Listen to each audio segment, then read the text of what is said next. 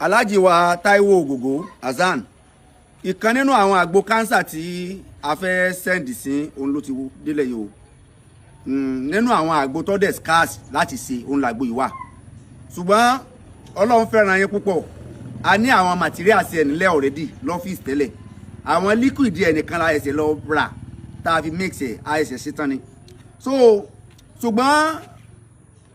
ó wá kú báwo làgbo ìṣe máa dọ́dọ̀ yín because àwọn ọmọdọ́ yín àdẹ̀ ní nọ́mbà táwọn èèyàn send sí wa a pè a chat ẹ̀ no reply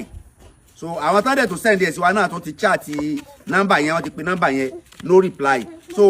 àgbo nínú àgbo bíi mẹ́rin tá la fẹ́ send sí ẹyọ kan ti wà nílẹ̀ báyìí so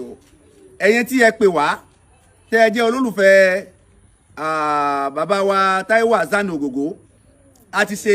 ntáwa lè ṣe o ó kú bá gbòyìn ṣe máa dọ́dọ̀ wọn so bóyá kẹ́ ẹ pè wọ́n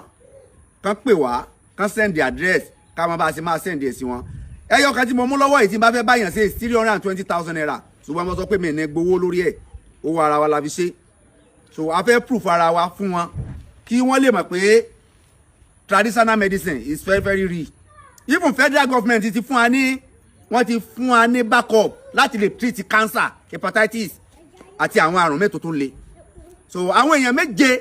ní last month ní federal government ni wọ́n approve láti lè tó jẹ́ pé traditional medicine láti lo oògùn traditional medicine wọn tó dẹ̀ da so kí wọ́n lọ lo eléyìí náà kan try rẹ̀ so àwọn mẹ́ta tó kù a máa bá wọn sí àsẹ́ndì sí wọn èyí tẹ́ ẹ bá mọ contact Alhaji wa Azan Ogogo ẹ pè wọ́n kí ẹni tí ó bá lè bá wọn gba àgbo yìí kí wọ́n máa bá ṣe máa chat wa lórí 080 36 33 33 13 voice note ni o lórí WhatsApp ẹ chat wa ní WhatsApp àní ṣàìsàn o Ọlọ́run fún wa lálàáfíà o assalamu alaikum warahmatullahi wabarakatuh.